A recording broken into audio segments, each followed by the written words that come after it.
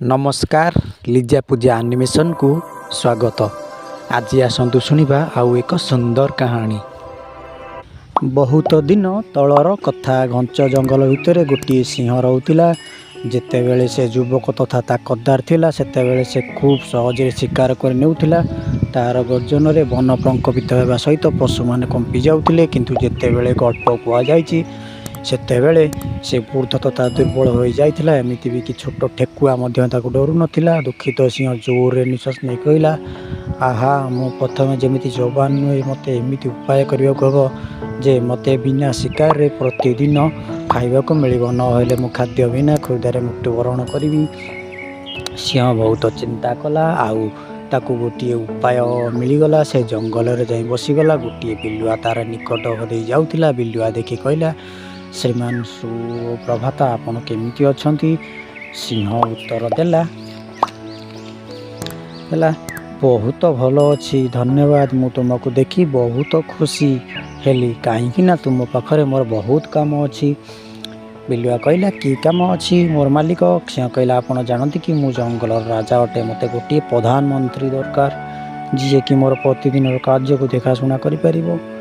मु भावुची आपण यही कार्य उपस्थित बाटी अटंती, कहीं आपण चतुर आ समर्थ अटंती तथा विश्वासी अटंती। बिलुआ मूर्ख नुहे, से बहुत चतुर तथा खूब अदुक्त थिला। तेणु सिंहर कथा को से खूब भल भाव में बुझीपारा। से सिंह कौन कह चाहूँगी, जदि तार जीवन बचाइबा चाहिए तेज से निजर समस्त बुद्धि को प्रयोग करने को हेब।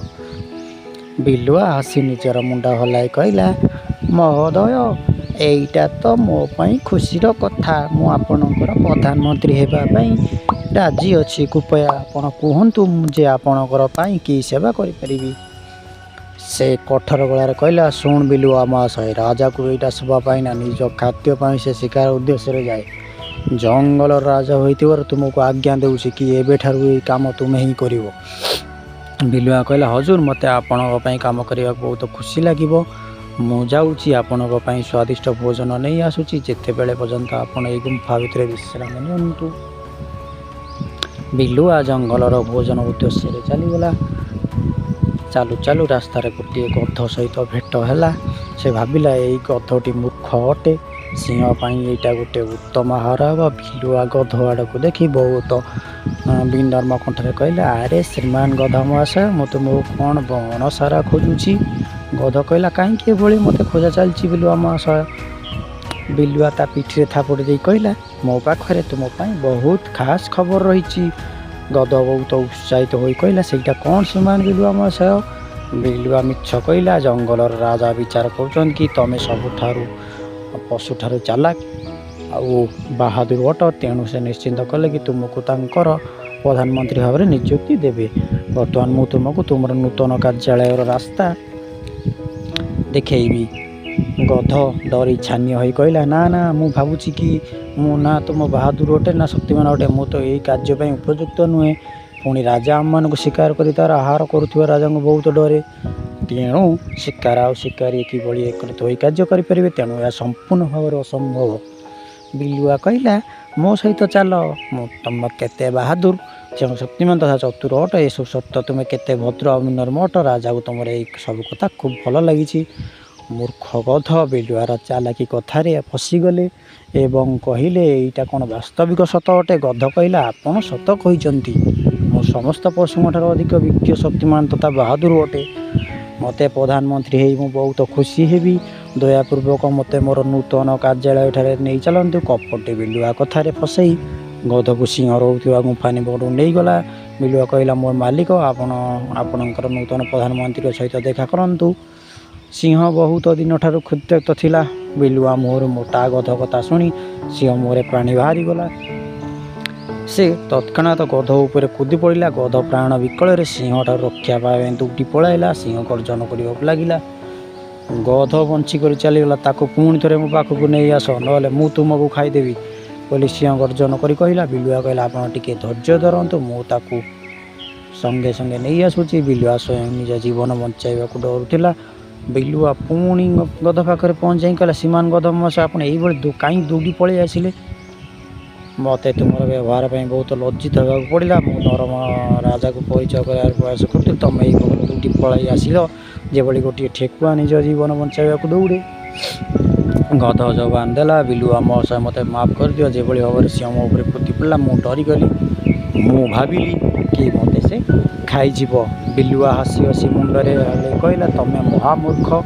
ରାଜା ନିଜର ପ୍ରଧାନମନ୍ତ୍ରୀକୁ କାହିଁ ଖାଇବ? ସେ ତ କେବଳ ତୁମକୁ ଆଦର କରିବା ପାଇଁ ଚାହୁଁଥିଲା। ଏଥିପାଇଁ ତୁମର ଭଲ ହେବ, ତୁମେ ମୋ ସହିତ ଆସ ଆଉ ତାଙ୍କ ନିକଟରେ କ୍ଷମା ପ୍ରାର୍ଥନା କର। ମୂର୍ଖ ଗଧ ବିଲୁଆର କଥାରେ ପୁଣି ବିଶ୍ୱାସ କରି କହିଲା, ଆଚ୍ଛା ଠିକ୍ ଅଛି। ଯେତେବେଳେ ବିଲୁଆ ଆଉ ଗଧ ସିଂହ ଗୁମ୍ଫା ପାଖରେ ତୃତୀୟ ଥର ପାଇଁ ଆସି ପହଞ୍ଚିଗଲେ ସେତେବେଳେ ସେମାନେ ଦେଖିଲେ ଯେ ସିଂହ ସେମାନଙ୍କର ପ୍ରତୀକ୍ଷା କରି ବସିଛି। କିନ୍ତୁ ଏଥର ସିଂହ ଧୈର୍ଯ୍ୟ କରି ରହିଲେ। ସେ କହିଲା ଶ୍ରୀମାନ ଗଧ ମହାଶୟ, ମୁଁ ତୁମକୁ ଦ୍ୱିତୀୟ ଥର ଦେଖି ବହୁତ ପ୍ରସନ୍ନ ହେଲି। ଆପଣ ମୋତେ ଡରିବାର ଆବଶ୍ୟକତା ନାହିଁ। ଏଠାରେ ଆସ, ମୋ ପାଖରେ ଆସି ବସିଯାଅ। ମୋତେ ଆପଣଙ୍କର ସହିତ କିଛି ଆବଶ୍ୟକ କଥାବାର୍ତ୍ତା କରିବାକୁ ପଡ଼ିବ। ଯେମିତି ଗଧ ପାଖକୁ ଯାଇଛି ସିଂହ ଭୀଷଣ ଗର୍ଜନ କରି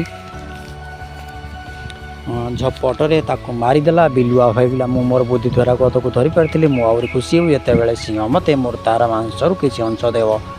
ବିଲୁଆ କହିଲା, ମୋ ମାଲିକ ସିଂହ ମହାଶୟ, ଆପଣ ଗଧକୁ ମାରିବାରେ ଗୋଟିଏ ଥର ସ୍ନାନ କରିବାର ଆବଶ୍ୟକତା ରହିଛି। ଆପଣ ଦୁଃଖର ଭୋଜନ କରିବା ପୂର୍ବରୁ କାହିଁକି ପାଖରେ ଥିବା ନଦୀରେ ଯାଇ ସ୍ନାନ କରୁନାହାନ୍ତି? ସିଂହ ଦୁଃଖ ଭରା କଣ୍ଠରେ କହିଲା, ଏଇଟା ଗୋଟିଏ ଭଲ ବିଚାର କଲ ପ୍ରଧାନମନ୍ତ୍ରୀ। ଯେତେବେଳେ ଯାଏଁ ମୁଁ ସ୍ନାନ ସାରି ନ ଫେରୁଛି ସେତେବେଳେ ଯାଏଁ ତୁମେ ଏହି ମଲା ଗଧର ଦେଖାଶୁଣା କରିବ। ଯେମିତି ସିଂହ ନଦୀରେ ସ୍ନାନ କରିବାକୁ ଯାଇଛି ବିଲୁଆ ଗଧର ଭେଜା ଖାଇଦେଲା। କିଛି ସମୟ ପରେ ସିଂହ ଫେରିଆସିଲା। ଯେତେବେଳେ ଗଧର ମୁଣ୍ଡ ପୋଲା ଦେଖିଲା ସେତେବେଳେ ସିଂହ ଭୋଜନ କଲା ଏବଂ କହିଲା, କିଏ ମୋର ଖାଦ୍ୟ ଗଇଁଠା କଲା? ବିଲୁଆ ଉତ୍ତର ଦେଲା, ମହୋଦୟ, ମୋତେ ବିଶ୍ୱାସ କରନ୍ତୁ, ଏହି ଗଧର ଭେଜା ନଥିଲା। ଯଦି ତା ପାଖରେ ଭେଜା ଥାନ୍ତା ତେବେ ସେ ମୋର କଥାବାର୍ତ୍ତାରେ ମୂର୍ଖ ହୋଇ ନଥାନ୍ତା, ଆଉ ଥରେ ମରିବା ପାଇଁ ଆସିନଥାନ୍ତା।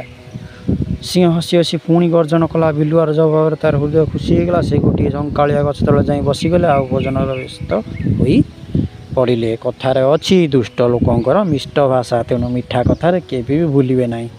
ସମାପ୍ତ। ଜୟ ଜଗନ୍ନାଥ।